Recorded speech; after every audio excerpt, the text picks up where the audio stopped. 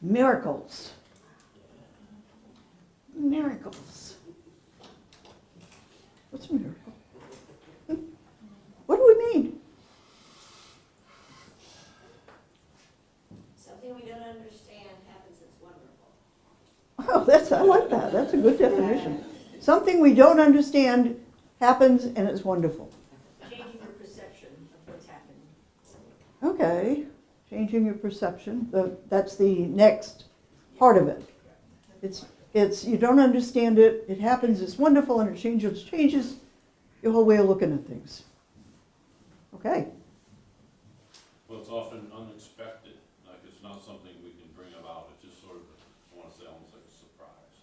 Yeah, that's our initial introduction to miracles. Is wow, I didn't think that could ever happen, and there it is. What do you think next? We're blessed. What does that teach us about miracles? They happen. I think. I mean, so my next question, when I was experiencing that, what would be your next question? How do I do it again? How do I do it again? You got it. Absolutely. How many of you have had that thought?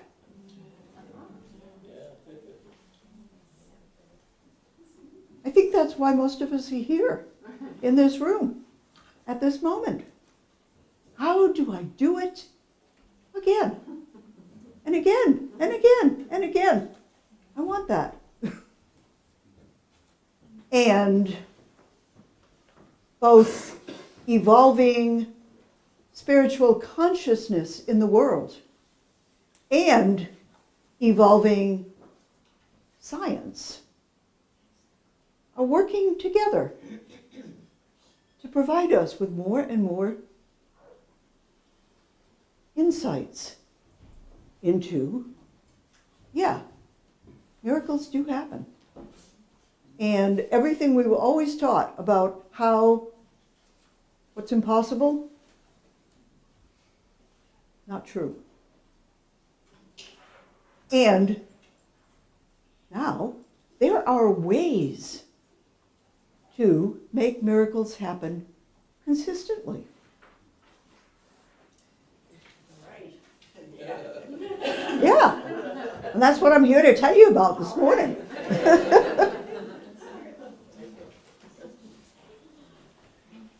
3 or 4 weeks when I started working on this talk, it was very clear I needed to talk about mirroring. You know what that is? Mirroring. What is it? Yeah. Well, I mean, you can do it every day. I do it every day in the bathroom. I look in the mirror and I see a person looking back at me. And I recognize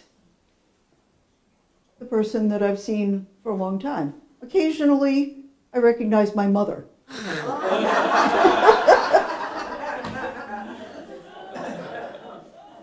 But guess what?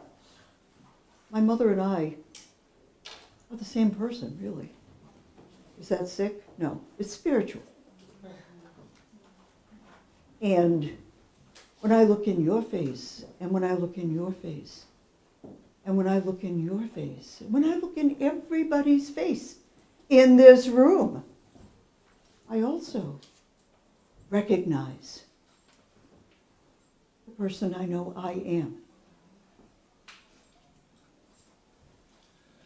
Unfortunately, most of us don't actually look in people's faces. We don't spend a lot of time doing that. We get a little bit uncomfortable when we do that. Like, it's a revelation. It's contact. It's very intimate. Would you be really mad at me if I asked you to try it now?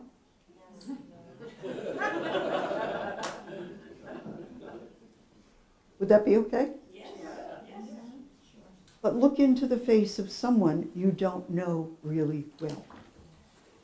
Okay? You need to do it with the people you do know really well, because that connection is crucial. But just, okay, now that you've said hi,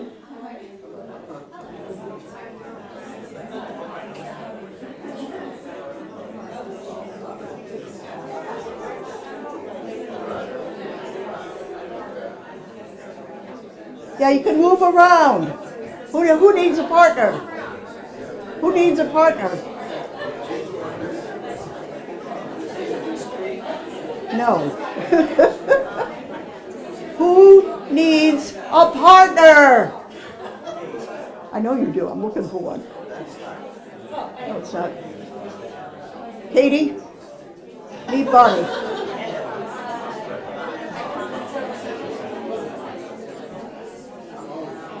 Okay. Oh, wait a minute. We need one. Okay.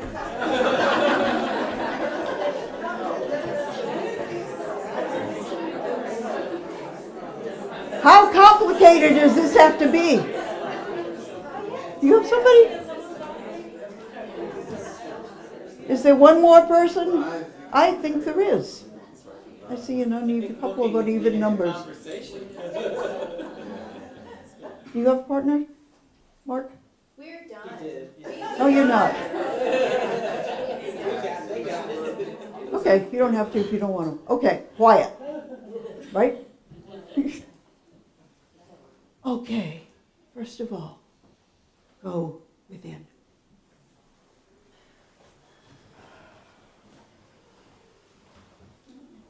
Thomas Merton wrote something like, when we go within, past the I that we know, into the infinite potential, we experience the I am of the divine. Go there.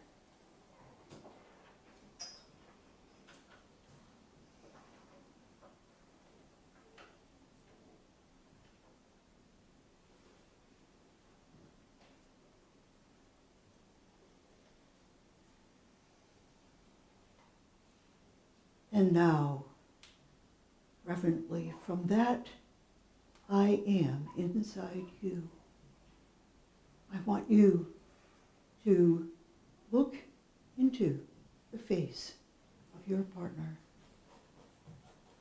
and see the I am. And we're just going to experience that oneness with the I am in the person who seems like the other for at least a couple of minutes, and I will ding the bell when that's over. Just experience, just be. Look into each other's eyes. Okay, I'm going to ask you slowly to salute the I am, your I am, in the other person.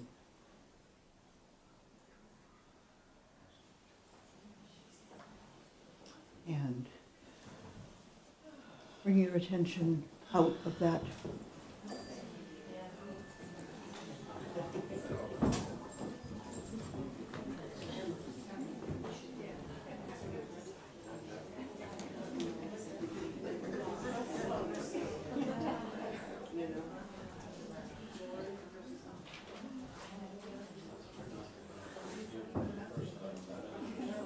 How did that feel? How did you feel? Thomas Merton also wrote about that. He said, we can't generate love by ourselves. And spirit or God or the divine needs us as mirrors, as we need others as mirrors.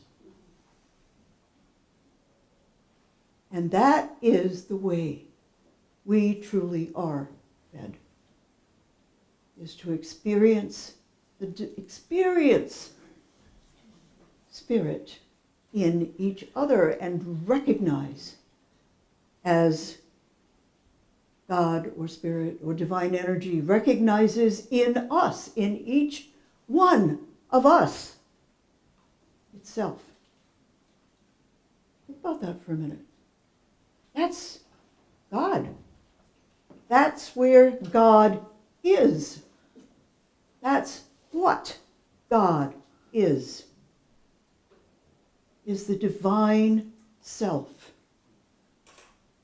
in every single being, creature, entity. When we see a bird taking a drink, what is that? Hmm? Just a bird? It's a bird, yeah. That's the eye. Our individual eye. Yeah, a bird. I see a bird. But if we go beyond our individual eye in seeing, in connecting, what is that bird? Hmm? It's a reflection of our divine I am. Yeah. When we wake up in the morning and the sun is shining. Oh, goody, it's a sunny day. Yeah. But what is the sun? Yeah. It's the divine I am. Did you all learn somewhere along the line when you were kids, God is everywhere? Is this putting a new spin on that thought?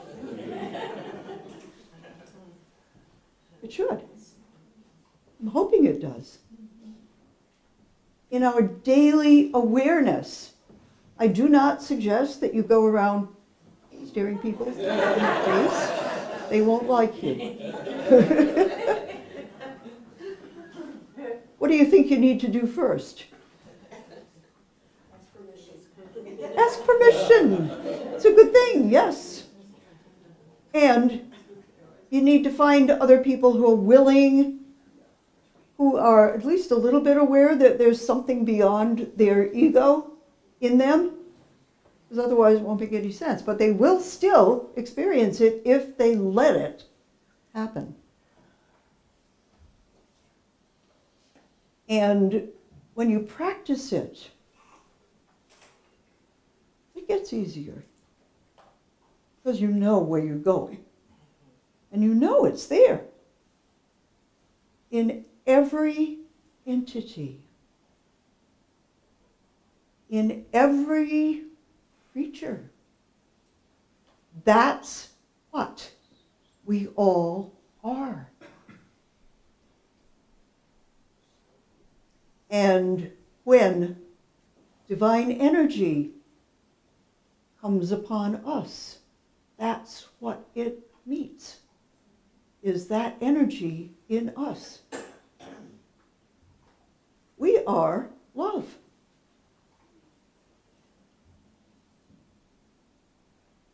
It's an amazing experience. So, there was this book that was reviewed favorably in a Unity newsletter a couple of months ago. It's called The Power of Eight. Doesn't sound like what I'm talking about at all, does it? Eight what? Yeah, Eight what, right. It's by Lynn McTaggart. I don't know if you know her. She's both a spiritual writer and a social scientist, and a rigorous scientist. And she embarked on finding out how you create miracles. What makes prayer work? Was her question. It's an awesome whodunit detective story, let me tell you. What a read. I picked it up and read it this week when I was trying madly to get this talk in shape because it kept assaulting me. I approached the counter and it'd fall down. It was always in my way, no matter where it was.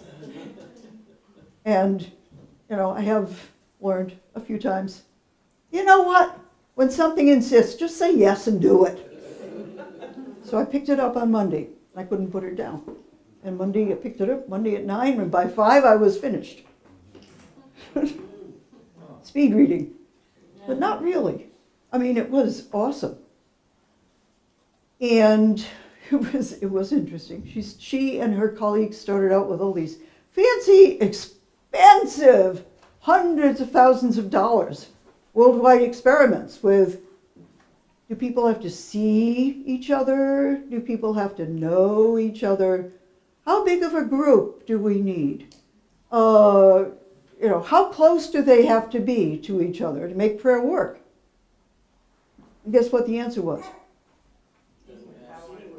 No, doesn't matter a bit. But some of the experiments they did created miracles. People healed from incurable diseases. People got windfalls of what they needed. Crime in cities and countries that they were praying for went down during the times of prayer and back up during the times when they weren't praying, and it was very reliable.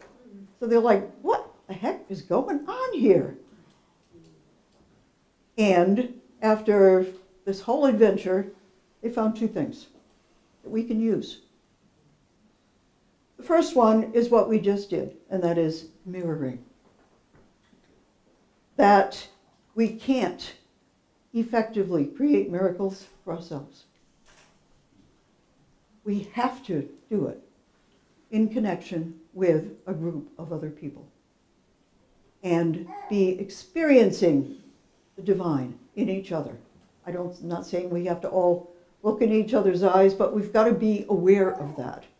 We've got to know that. We've got to just know it and be in touch with it and pray, think, share the same thought at the same time as the small group.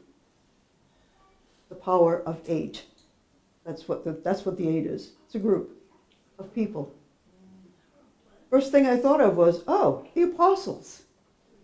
Right? If you have a Christian background, you know. The apostles. You know what? I realized the apostles were necessary to Jesus' miracles. They were his Sangha. The Buddha said 3 most important things for a powerful spiritual life. The Buddha, the Dharma, the teachings, and the Sangha, the prayer group, the prayer community.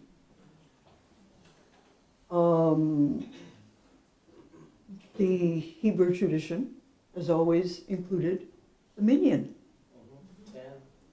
10 men, 10 people, all gathering together to pray.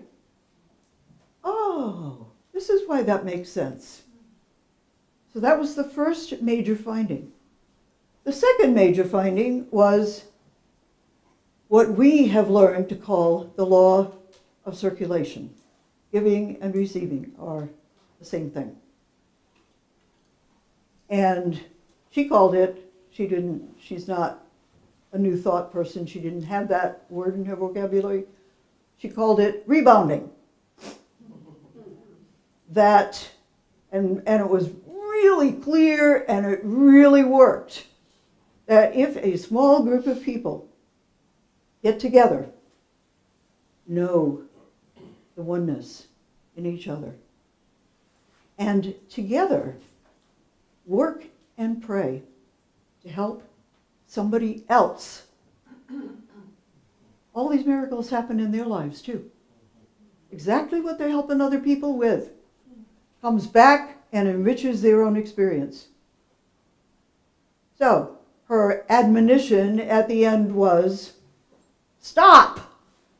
Don't pray for yourself! Go find a group of people with whom you can help somebody else. And work on that and focus on that. Think about it. Think about your experiences in working in this spiritual community, in helping other people. That's the way it works. UNC researchers, totally unconnected, but had the same finding.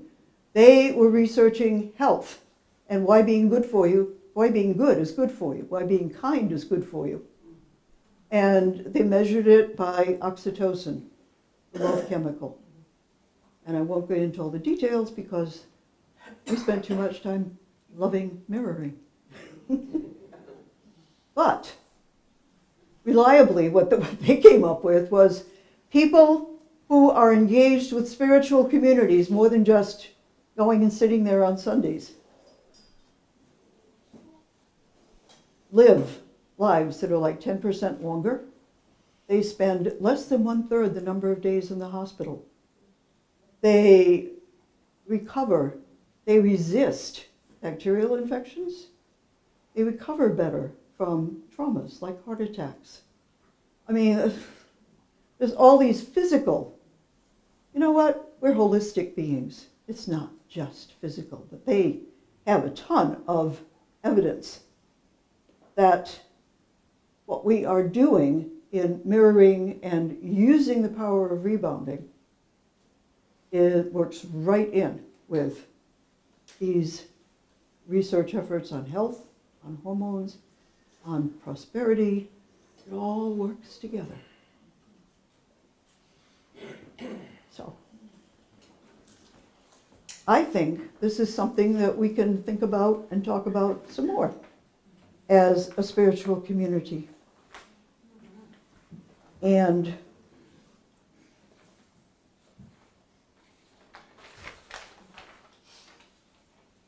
so just keep that in mind. Stop praying for yourself. And stop trying to do stuff on your own. Go mirror with some other people and find a way to join together with them in helping somebody else with prayer, with thought, with actions, or any other creatures. This can be the world, the ecosystems, nature, animals, people of all kinds. We have so many opportunities to help. We could never run out. What came to me as I was finishing was Jean-Paul Sartre, the French writer, one of whose famous sayings is, "Hell is other people." And after preparing on this topic, I think McTaggart is suggesting a revision to that thought. Hell's not other people. Hell is thinking there are other people. And so it is.